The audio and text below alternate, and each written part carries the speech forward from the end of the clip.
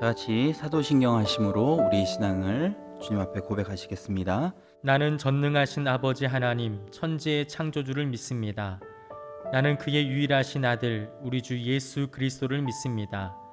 그는 성령으로 잉태되어 동정녀 마리아에게서 나시고 본디오 빌라도에게 고난을 받아 십자가에 못 박혀 죽으시고 장사된 지 사흘 만에 죽은 자 가운데서 다시 살아나셨으며 하늘에 오르시어 전능하신 아버지 하나님 우편에 앉아 계시다가 거기로부터 살아있는 자와 죽은 자를 심판하러 오십니다. 나는 성령을 믿으며 거룩한 공교회와 성도의 교제와 죄를 용서받는 것과 몸의 부활과 영생을 믿습니다. 아멘. 찬송가 288장 예수를 나의 구주 삼고 함께 찬양함으로 하나님께 영광 올려드리시겠습니다.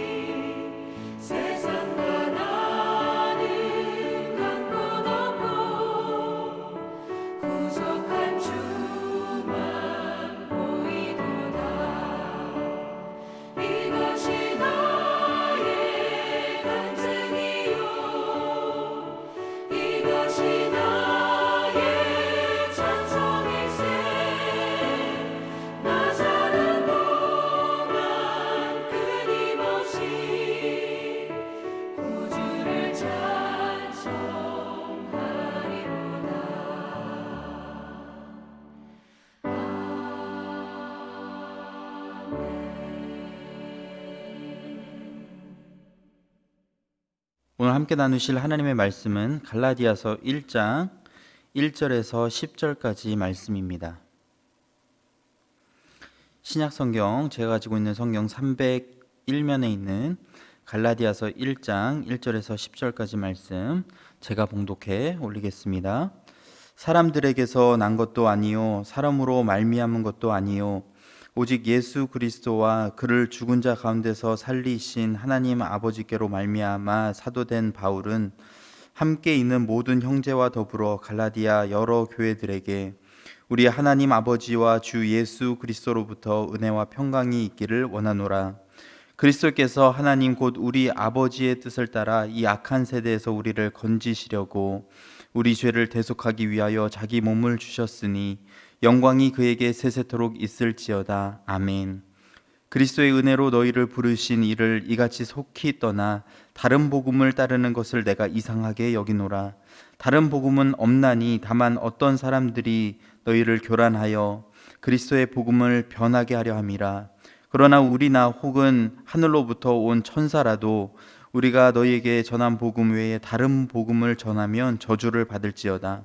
우리가 전에 말하였거니와 내가 지금 다시 말하노니 만일 누구든지 너희가 받은 것 외에 다른 복음을 전하면 저주를 받을지어다. 이제 내가 사람들에게 좋게 하랴 하나님께 좋게 하랴 사람들에게 기쁨을 구하랴 내가 지금까지 사람들의 기쁨을 구하였다면 그리스도의 종이 아니니라.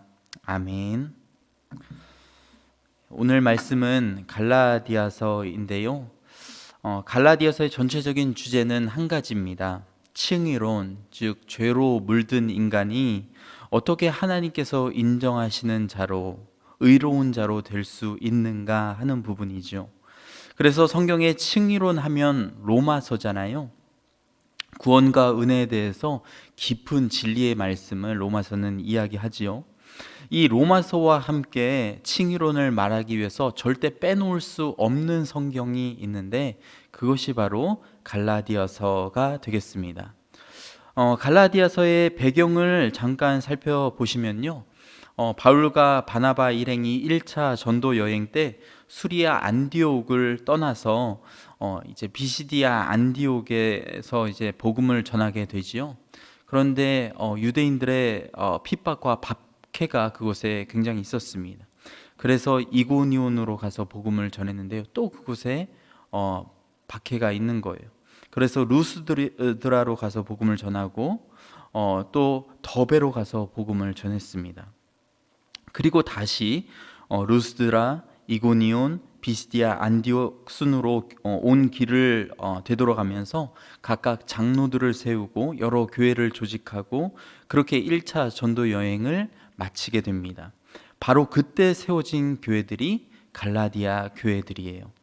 그런데 문제는 이 갈라디아 교인들이 개종한 지가 얼마 되지 않았잖아요. 그래서 자꾸만 다른 신학 사상에 빠져들게 되는 것입니다.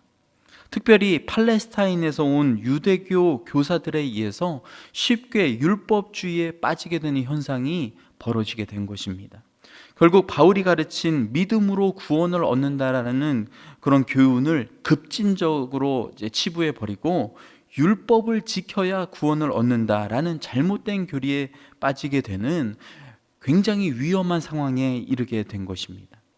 그래서 바울은 3차 전도 여행 때 그 같은 소식을 듣고 갈라디아 교인들이 잘못된 교리들을 버리고 믿음으로 구원을 얻음에 바른 교리에 서 있어야 함을 말하기 위해서 본 서신을 기록하게 된 것입니다.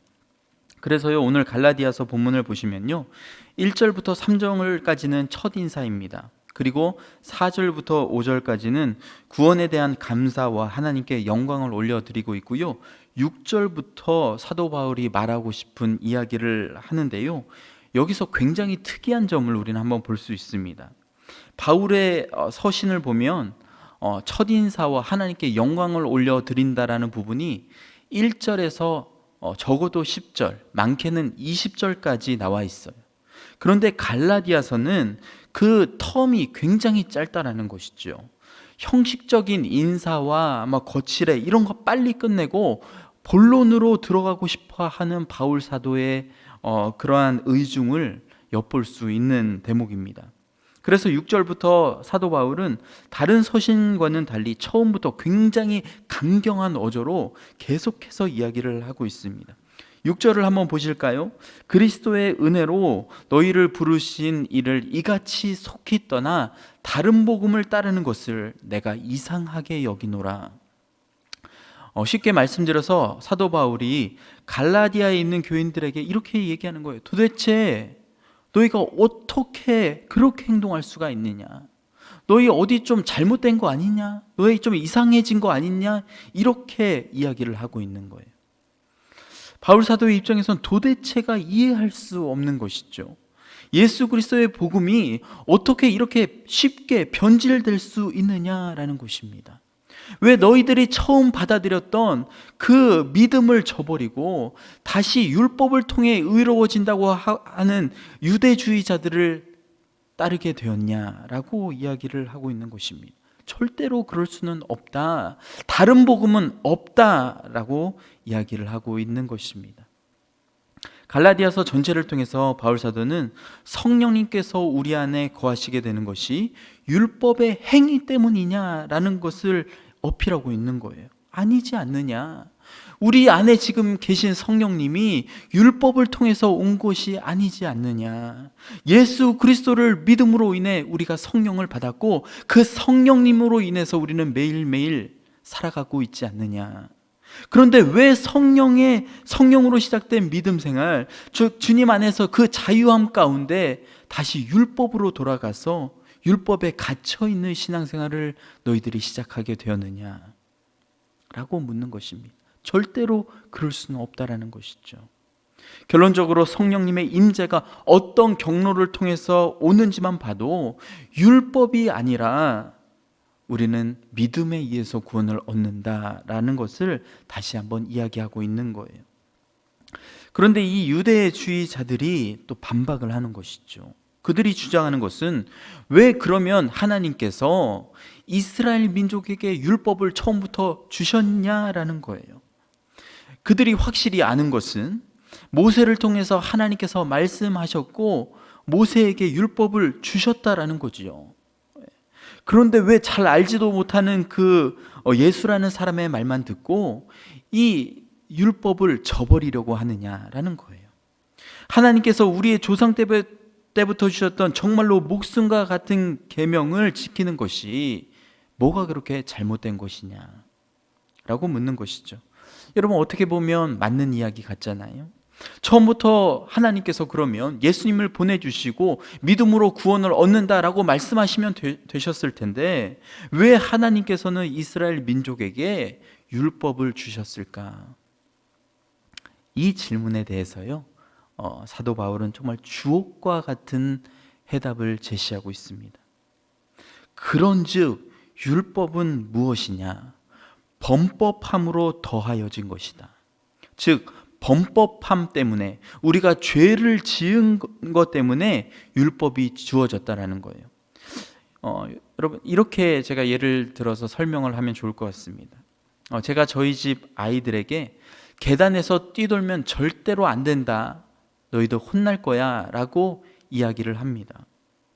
그러면 아이들은 그날부터 계단에서 뛰면 혼날 것이라는 사실을 알게 돼요.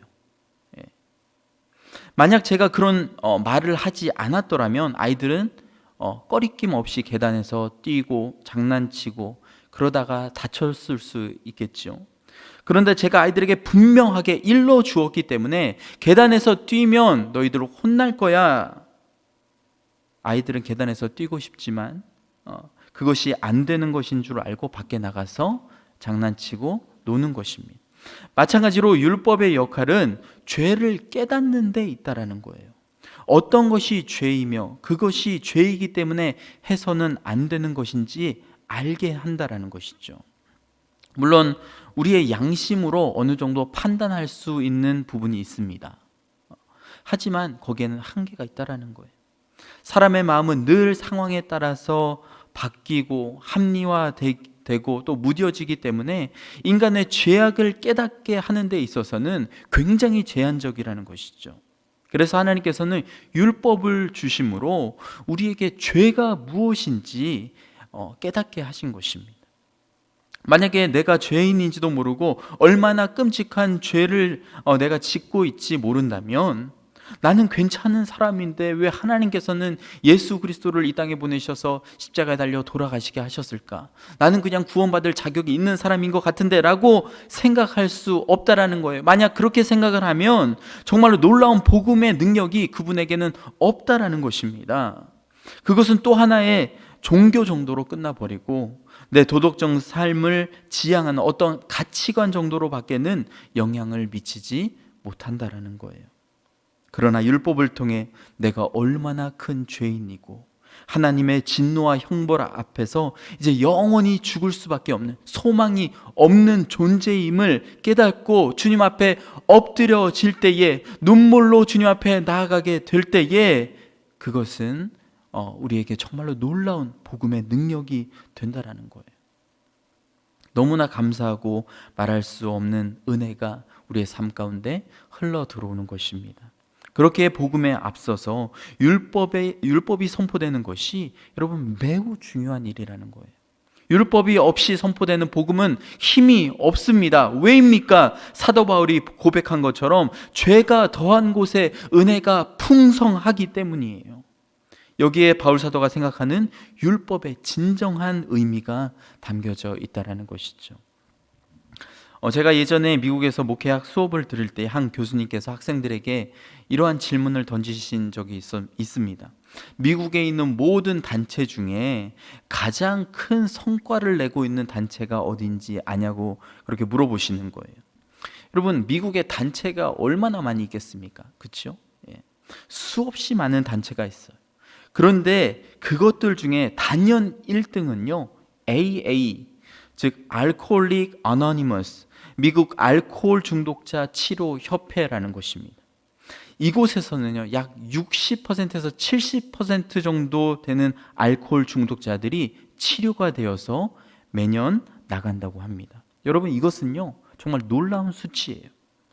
어떤 부분에 중독이 되어 있는데 그것을 여러분 끊기가, 온전히 치유되기가 쉽겠습니까? 그래서 대다수의 중독자들을 치료하는 기관은요 많게는 20% 정도 치료되면요 굉장히 잘 됐다고 이야기를 합니다. 그런데 어떻게 이 미국 알코올 중독자 치료협회는 이렇게 놀라운 성과를 올릴 수 있는 것일까요?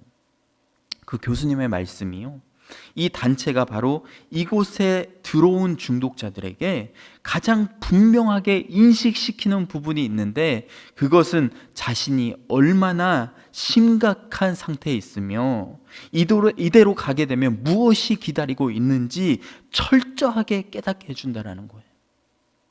자신의 중독을 올바로 깨닫고 정말로 내가 치료를 안 받고서는 살 수가 없는 존재가 되겠구나라는 것이 바로 이 미국 알코올 중독자 치료협회가 큰 성과를 올릴 수 있었던 근본적인 이유였다라는 것입니다. 여러분, 이해가 되시죠? 만약에 그들이 정말로 내 인생을 바꾸기 위해서는 치료를 받아야겠다라는 분명한 의지가 없다면 어떻게 치료가 되겠습니까? 아무리 치료를 받으면 또 뭐합니까? 내 눈앞에 지금 술이 있으면 술도 마시는 거예요. 5년, 10년 치료를 받아도 그들은 통제력을 상실하고 마는 것입니다. 그런데 내가 정말로 심각한 상태 가운데 있구나, 그것을 깨닫고 내가 살아야겠다라는 마음을 먹으니까 의지를 갖고 치료를 시작하게 되더라는 겁니다. 그리고 치료를 할 뿐만이 아니라 세상 밖에 나가서도 그것을 끝까지 유지하려고 노력을 계속해서 하게 되더라는 거예요. 내 상태를 바로 즉시하고 바라보니까 그 사람은 점점 치료될 가능성이 높은 사람으로 바뀌어져 가더라는 것입니다. 율법도 이와 같은 것이죠. 율법을 통해서 온전히 깨어지고 소망이 없는 상태 가운데 나의 죄인됨을 온전히 바라보게 될 수 있는 거예요. 죄 아래 가두어진 상태 가운데 감옥 가운데 갇혀 있는 것이죠. 그런데 예수 그리스도를 믿음으로 의롭다 함을 얻게 되었다. 여러분, 이것이 얼마나 놀라운 일입니까? 말도 안 되는 일이 우리의 삶 가운데 일어나게 된 거예요. 예수 그리스도를 나의 구원자로 인정하고 내 주로 모시는 순간 나의 모든 죄는 사함을 얻게 되고요, 나는 영원히 죽어서 형벌을 받을 수밖에 없는 존재인데 이제 구원을 얻게 되는 그러한 존재로 바뀌게 되었다라는 것입니다. 그리고 우리가 주님을 믿는 동시에 우리는 죄 가운데 가두어진 상태가 아니기 때문에 더 이상 율법은 효력을 발휘하지 못한다라는 거예요. 하나님께서 이스라엘 민족에게 주신 율법은요 절대로 실수가 아니라 분명한 계획하심 가운데, 그리고 온전함을 이루기 위한 과정 가운데 꼭 필요한 과정이었다라는 거예요. 그런데 안타깝게도 유대인들은 이 율법을 통해 깨지기보다, 자신의 모습을 온전히 보기보다 완전해지려고 했고요, 또한 하나님의 약속과 성취보다 율법 그 자체를 더 소중하게 생각한 나머지 진리를 깨닫는데 실패해버린 것입니다. 그리고 진리를 몰랐던 그들은 하나님께서 보낸 예수 그리스도를 대적하고 결국에는 십자가에 못 박아 버린 거예요. 저는 그렇게 생각합니다. 신앙생활에서 가장 중요한 것이 무엇일까? 주님 앞에 서 있는 나를 바라보는 거예요. 여러분, 아내 앞에 서 있는 나, 그리고 내 자녀들 앞에 서 있는 나, 그리고 내 동료들 앞에 서 있는 나를 발견하는 것 참 중요합니다. 저는 그것도 반드시 필요한 부분이라고 생각해요. 그런데 여러분, 그거보다 더 선행되어야 하는 우리 신앙에 있어서 가장 중요한 부분은요, 주님 앞에서 서 있는 나를 바라볼 수 있는 능력이에요. 내가 지금 어떤 상태 가운데 있는지, 내 옷이 지금 얼마나 때가 많이 묻어 있는지 바라볼 수 있어야 합니다. 그러면 우리는 올바로 주님과의 관계를 맺어서 살아갈 수 있게 되는 거예요. 나는 괜찮은 존재인데, 나는 주님이 필요 없는데 라고 생각하는 순간 우리는 교만해지고 하나님과 전혀 상관없는 그러한 인생을 살 수밖에 없다라는 것입니다. 자, 그러면 주님 앞에 도대체 어떻게 나를 볼 수 있을까? 여러분, 매우 단순합니다. 바로 말씀을 읽고 묵상하는 거예요. 말씀 앞에 나를 놓으면 내가 지금 어떤 상태 가운데 있는지 온전히 바라볼 수 있기 때문에 그렇습니다. 그래서요, 여러분, 우리 다음 주부터 이제 성경 필사를 교회에서 시작하게 됩니다. 담임 목사님과 교육자들이 기도하면서 정말 요즘 힘들어하고 영적으로 심적으로 고통하는 성도님들이 더 성경을 읽게 할 수 있는 방법이 없을까 고심한 끝에 나온 산물이라고 생각하시면 되겠습니다.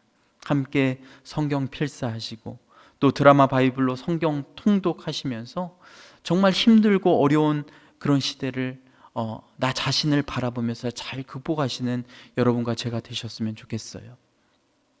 여러분, 우리의 신앙 지키기 요즘에 얼마나 어려운 때입니까? 그렇기 때문에 우리는 더욱더 성경을 붙잡아야 합니다. 말씀을 붙잡아야 돼요. 내가 지금 어떤 상태 가운데 있는지 체크해야 됩니다. 성경 필사, 그리고 드라마 바이블로 성경 통독하시면서 승리하시는 여러분과 제가 되시기를 간절히 기도합니다. 잠깐 기도하시겠습니다. 사랑과 은혜가 많으신 아버지 하나님, 오늘 말씀을 통해서 하나님께서 주신 율법이 얼마나 소중한 것이고 그것을 통해서 우리 자신을 들여다볼 수 있었음을 다시 한번 깨닫습니다. 하나님, 다음 주부터 시작하는 성경 필사와 또 드라마 바이블을 통해서 다시 한번 우리 내면을 바라보게 하여 주시고 주님 앞에 서 있는 내 모습을 바라보게 하여 주셔서 회개하여 주시고 주님의 은혜로 다시금 살아가는 귀한 능력이 우리의 삶 가운데 있게 하여 주시옵소서. 감사드리며 살아계신 예수 그리스도 이름으로 기도합나이다. 아멘.